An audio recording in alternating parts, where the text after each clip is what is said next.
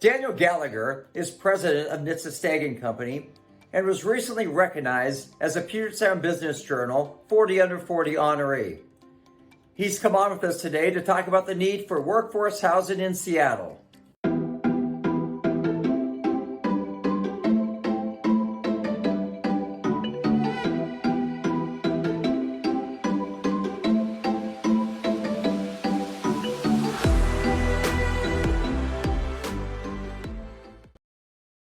Hello, Daniel. Thanks for coming on with us today. Hey, Jeff. Thanks for having me. Good to see you. Hi, thanks for chatting with us today. Hey, Veronica. My pleasure. So, Daniel, help us to understand your background and how you landed in real estate. Yeah, thanks. Happy to. I grew up, my dad was in the Marine Corps, so we moved all around the country. We ended up in Kitsap County after he retired. So I went to public elementary, middle school, and high school in North Kitsap.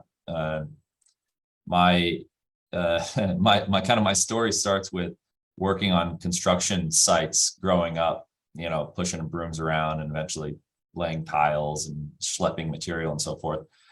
And I always, from as long as I can remember and up through and including all those construction, odd jobs I was doing, always had a fascination for and appreciation for things being built. I don't know, there's something there's obviously something tangible about it, but there's something very satisfying about a physical structure coming together. And so that, I think there's kind of a fundamental kind of impulse to build things that's important to me. I also, so I went to the University of Washington. I was, third generation to go to the University of Washington, and filled out one college application, the only college application I filled out. And I came out of there wanting to work in investing, wanting to work in finance. So I ended up working at Goldman Sachs for a couple of years. And then I worked at a venture capital firm here in town doing technology investing.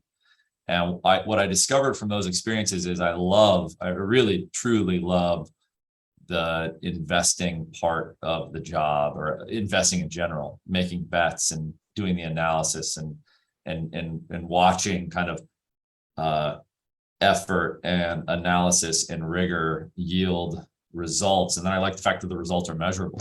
But one of the learning that I had, especially from the venture capital experience, was that I am not a technologist. And I also kind of found the financial engineering aspects, or the fun with numbers element of investment banking and investment management to be a little bit, not fully satisfying anyway.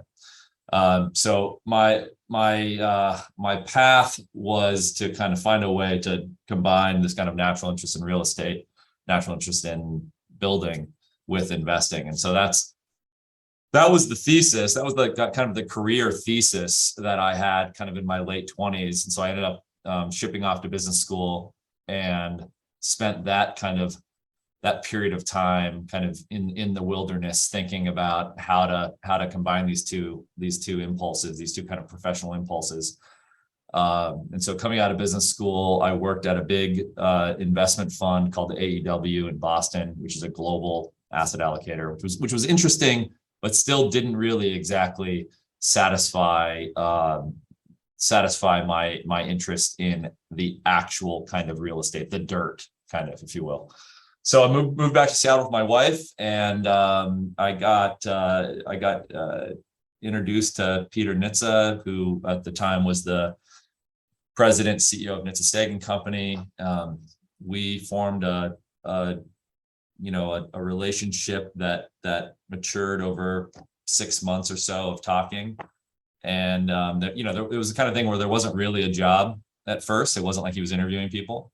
But the more we got to know each other, and the more we realized that our view on the world was similar, and our view of where opportunities were in Pacific Northwest real estate were similar, we kind of came to a mutual agreement. By the way, I've found for all students who may be watching this, that most of the best jobs that I've ever had, which not that many, grant you, but the best jobs I've ever had were ones where there wasn't like an application process.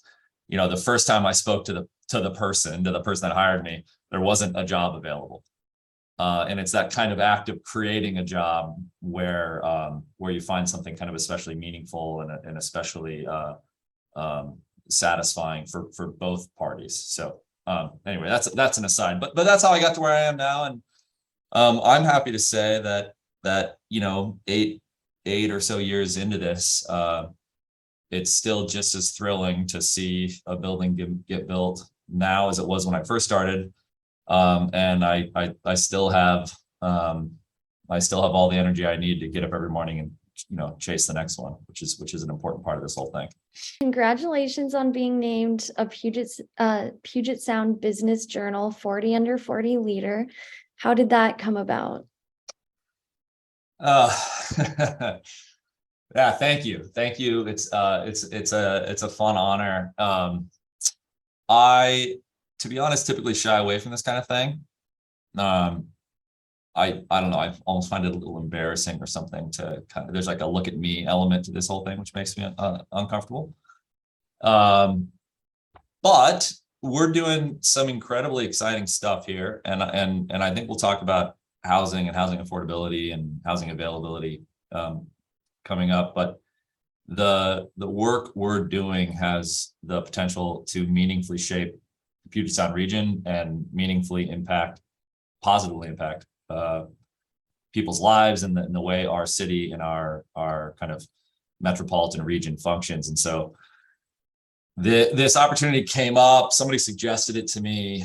And so I ended up throwing my hat in the ring, and there's a bunch of interviews and things you go through, and then the kind of the competitive spirit starts to take over, and you want to, when you're in a competition, or at least when I'm in a competition, I always want to win it. And so I found myself in the competition and got selected. And I'll tell you, the fun part was the group, the 40, the other 39, is just an incredibly eclectic, diverse mix of backgrounds and industries and worldviews and so forth. So the real fun part of it was just getting to know some of those folks better. And there's a awards ceremony that was kind of fun. And then also it's kind of thrilling, I think, for my parents, to see their youngest kid in the newspaper, kind of a thing, which I guess made up for the photo shoot. But in the end, super fun, a great honor, and it's hopefully the goal from the beginning was for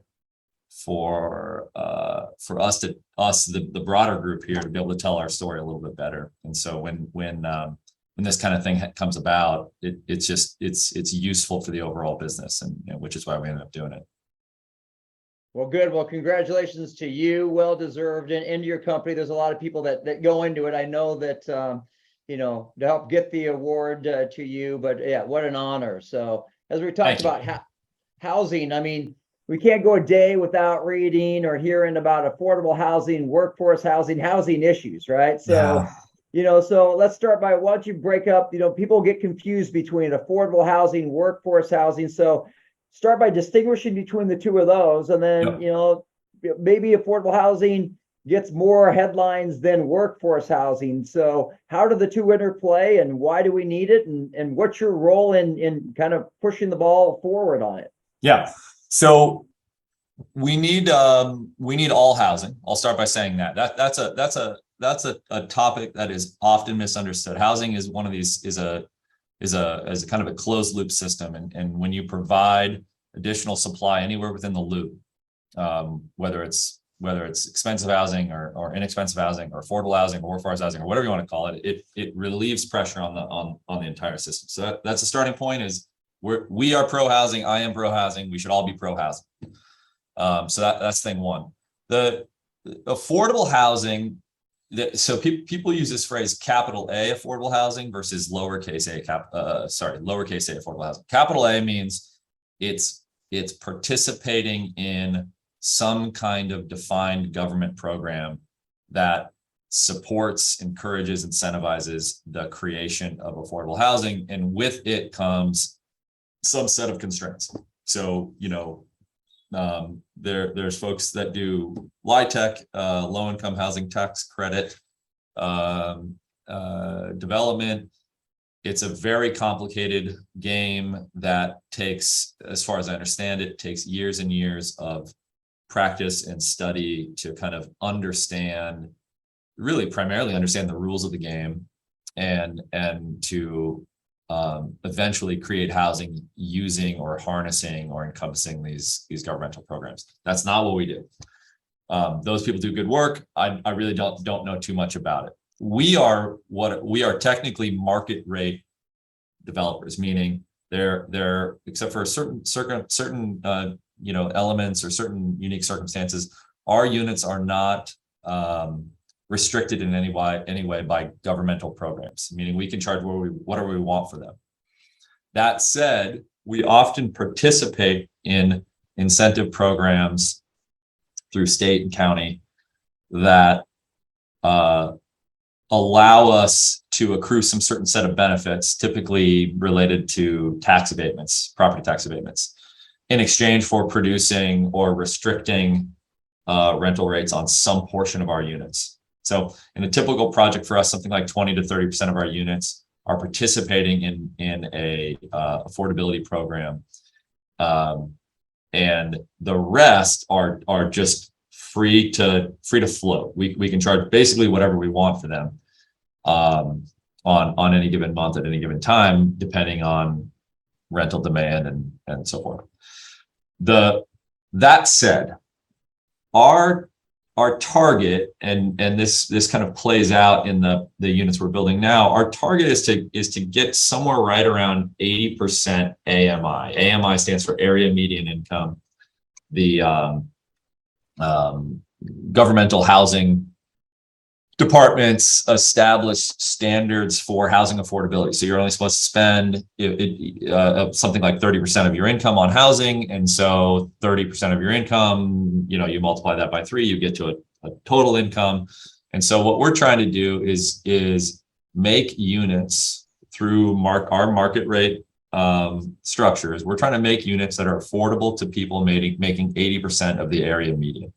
That ends up being something in the neighborhood. It's actually changing. The AMI changes obviously every year, but it's in the process of changing now. So my stats might be a little stale, but we're typically somewhere in like the $1,600, $1,700 a month rental rate kind of strata.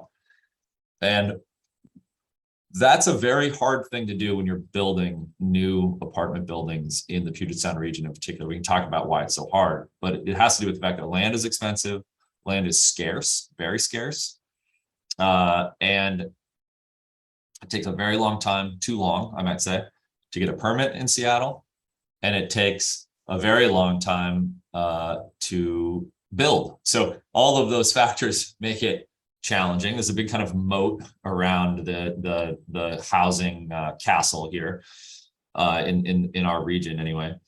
But the way we do it is we build relatively small units. So our average unit is something like 450 square feet or so, maybe even a little less than 450 square feet. They're almost always 1-bedroom units. There's some reasons for that, which we don't necessarily need to go into, but they're especially livable 1-bedroom units. So at 450 square feet, of course, they're tight, but if you have a separate bed area, kind of makes them more livable. Even you can have, it's perfectly reasonable for there to be 2 people that live in these units. As a quick aside, some of our more recent projects were including little work from home nooks or little den areas for people to set up a computer, and we're being mindful. Maybe I should be more mindful of my Zoom background, but we're being mindful of what's behind it in this kind of new world of people working from home. But workforce housing it means that in our case, it means that the units are relatively small. So we're basically asking tenants to make a trade-off. They can live closer in town. We do most of our projects in Seattle or in the immediate neighborhood surrounding the downtown core.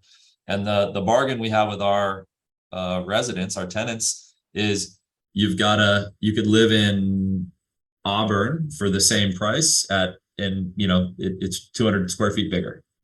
Or you can live in Seattle, convenient, next to the light rail station. You got to give up 200 square feet, but it's the same price. And we have found that that's a bargain that tenants are willing to make. And it's predicated in many ways on the fact that our projects, and this is why we're so discerning with the projects we choose, our projects are near light rail stations, near transit, near amenities. And so people, it turns out, want to spend less time in their units anyway. And so we're continuing to find that renters and residents are, they don't show up with a sectional couch and big dresser and all these other assets.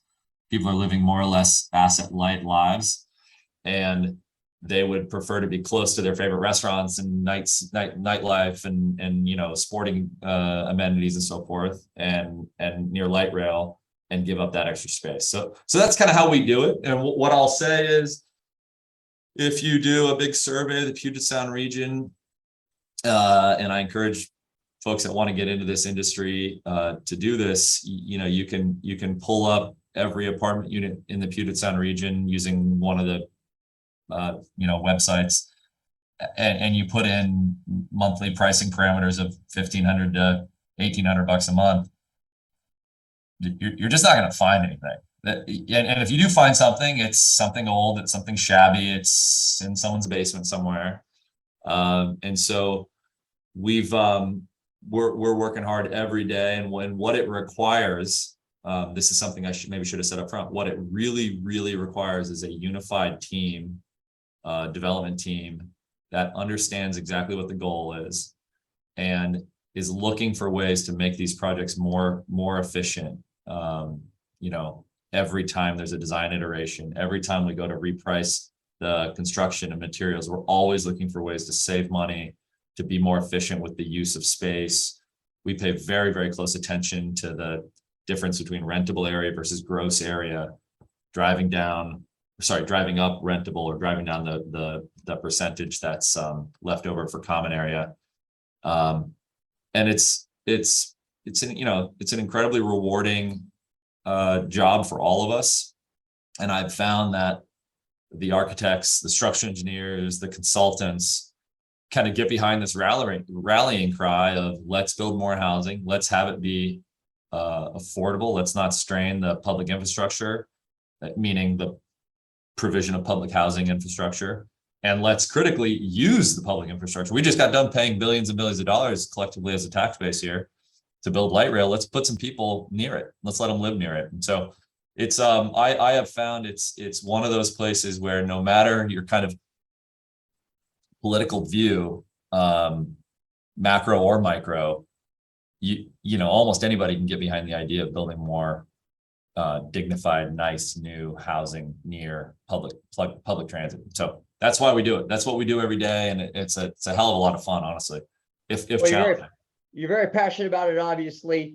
And if you could build affordable housing, I mean, you of course would, but obviously there's challenges with it. So touch on, again, if you could wave your Daniel magic wand. I mean, we have land use codes. We're in a tough area with water, hills, environmentally sensitive areas. Yeah. There's challenges to do that. So if you could wave your wand or talk about something, if we could change this, we could help bring about more affordable housing for the region. What might you suggest?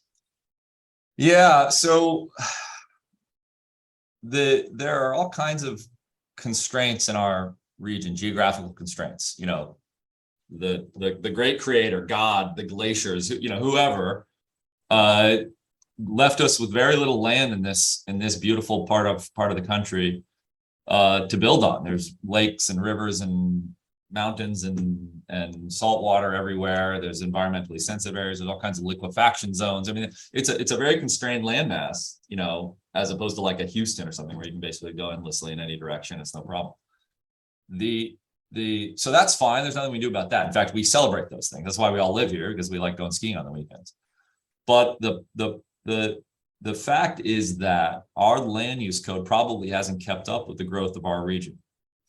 So when we platted this area, whenever that was, there was no such thing as Microsoft and Amazon and now Google and Facebook and Starbucks and all the rest that have showed up into town. And so our city, this is a fun fact, is dominated by single family homes. The land area is primarily in our region is primarily dedicated to single family homes, and those voters almost never like having dense housing near them, which itself is a problem.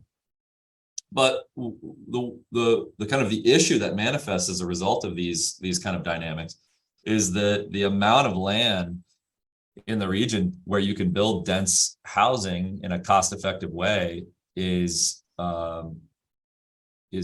incredibly small, and it's really just centered around certain arterials that kind of emanate out of the core business district. So Rainer Avenue and MLK and Madison and Aurora and Lake City and so forth, but it's really it's really just not enough. There's not enough land where we can build a 8-story building, and doing projects other than that are in effect prohibitively expensive. Or what really happens is you can build them, but the units just end up being really expensive. And so, to answer your question, if I was left alone with the land use code for a couple of months, I would really focus on trying to find ways to increase the amount of density in neighborhoods. I'll caveat by saying I am a single family homeowner in the city of Seattle, so I understand the arguments. But you go to the best cities on earth, Boston, Manhattan, Sao Paulo, Tokyo. They're great because there's people living densely, and so I think we gotta start moving the land use dial towards density. I think we'll find that it's better for the environment. It's better for people. It's better for schools. It's better on so many different parameters. And the one place maybe where it's not better is this kind of old standby argument against density, which is like parking. Parking's such a struggle. Well, get over it. Is my kind of humble perspective on that. Stop getting in your car so much, and you'll find that as density increases, so do the number of walkable amenities to wherever it is you live. And so that's what I would do. The other thing that, gosh, is such a tremendous struggle for us, and we're seeing the risk embedded in it right now in real time, is the permitting timeline in Seattle is way too long. So it takes us minimum at this point 24 months to get a permit to build affordable housing units. Sometimes more than that, sometimes 36 months. And there's all kinds of constituents that need to weigh in. There's reasonable enough design review boards and all these things that need to happen, and each element of the process is fine or good or useful.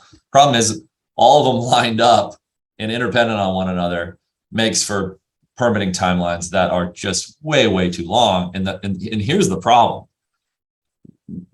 We started, we've got a couple of projects right now that are permitted. Took us 2 years or more. Permitted, ready to be constructed today. And the capital markets now have become, let's just say, challenging. You don't just go out and get a construction loan and construction equity anymore. And the issue is, let's say instead of one of our projects took nearly 3 years to get permits, if that had taken 2 years or 18 months, we'd be under construction right now.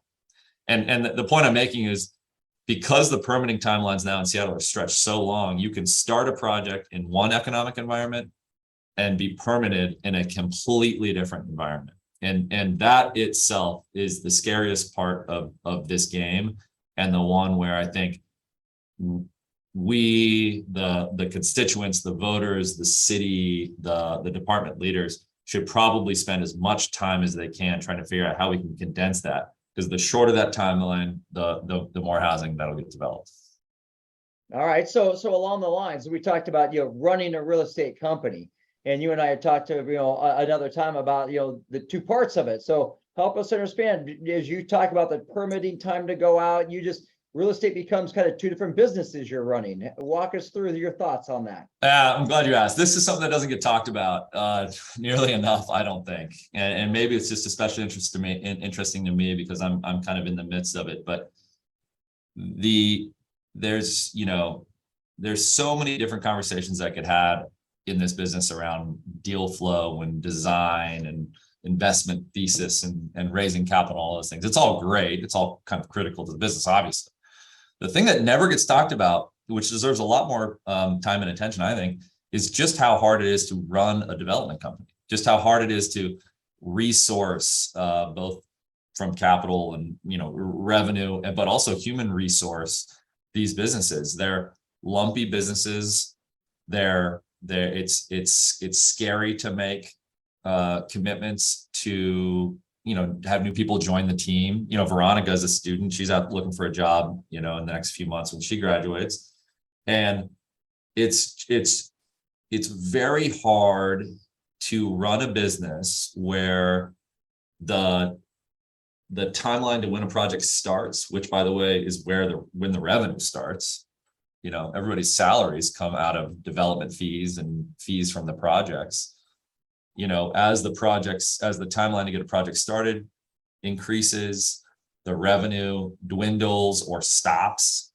And these projects require lots of feeding. You've got lots of consultants, lots of experts and permit fees and all of these things that go into getting these projects done.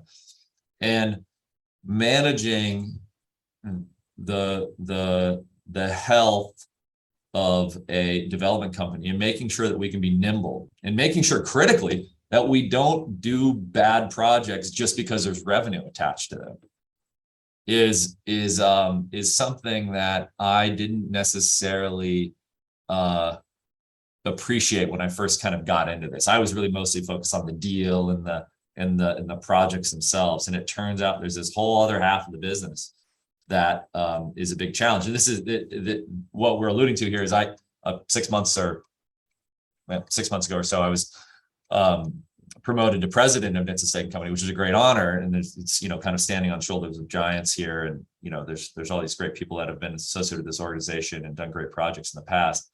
And I find myself when I'm talking to those people or peers in the industry, the deals are interesting, but what really people want to talk about is, so how are you going to hire that, and how are you going to resource that project, and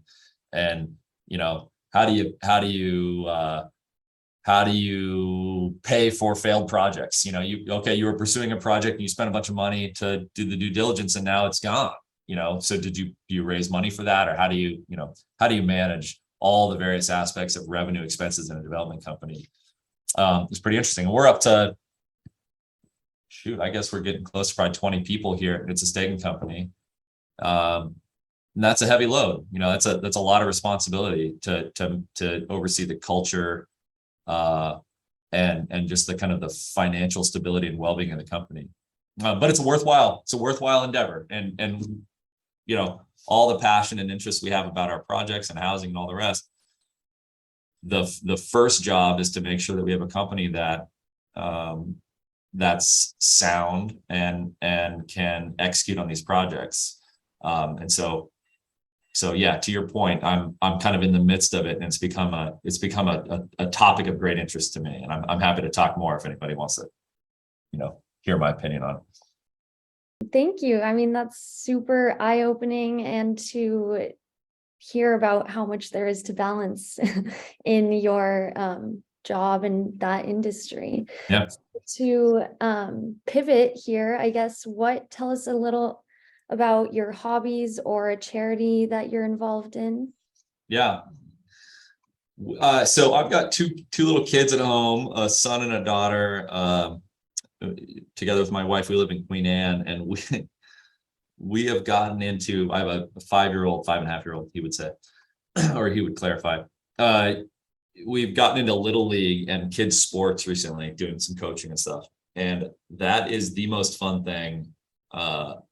It's just the best. It requires me, by the way, to manage my schedule a little more tightly than I ever used to. I have to be kind of right out, Tuesdays and Thursdays or whatever. I got to leave the office right at 4:30 so I can be there at 5 kind of thing. But I have found, and I'm curious to see how this evolves, because there's all those kind of stereotypical stories about people getting all worked up over kids' sports and things. But I have found that Little League in particular, we have a kind of a long lineage of baseball fanatics in our family. Little League is just this incredible distillation of just the most fun, best parts of life. There's winning and losing, of course, but there's the outdoors element, being outside when it's rainy and cold and all the rest, and getting muddy and getting dirty and not sitting in front of a screen, myself included, by the way. I probably like it just as much as my son does.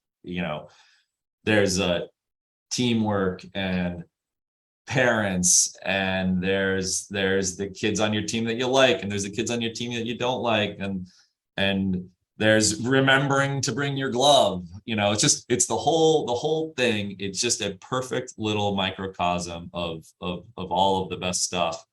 And it warms my heart, and I love seeing these kids get together and these communities get together and organize around something that's kind of arbitrary. It's kind of silly, when you think about what it is, but it encourages so many of the best parts of life. And the real fun of it, after the game or whatever, is you sit around, you have your snack time. Half the time we end up ordering a pizza at the park and hang out with the kids and the parents and everything. And it's just the best. And it's certainly my favorite, I guess, hobby, but it's that kind of feeling of community that drives me. And also, to your point about charity, these organizations, a lot of times they don't need money. They primarily need people to give a damn and to organize and to put time into it. And that I think is we've talked a lot about resources during this chat. That's the precious resource it's certainly at Little League, but I imagine at many of the other charities around town as well. So that's occupied a great deal of our time in our household, and I think a worthwhile endeavor. Well, I can tell you're passionate about that, and just as you said, you're competitive in the Puget Sound Business Journal. No doubt you'll bring your competitive nature to the ball field. But yeah. I mean, but that just makes meaning too. I mean, who of us don't remember our coaches from back in that 5th, 6th, 7th grade years that really made an impact on our lives? Yeah. And so, thank you for that. And so wrapping up here, so if people wish to reach out to you, what's the best way they might do so?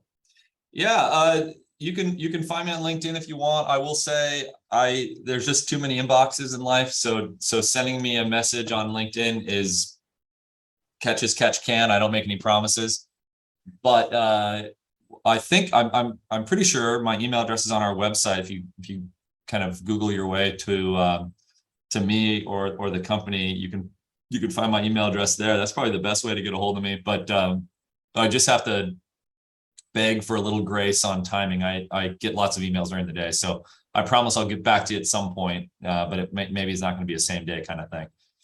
Completely understand. You have a lot going on. So thanks for taking a few moments with us today, Daniel. Sure, my pleasure. Thanks, everybody. Thanks. Yep.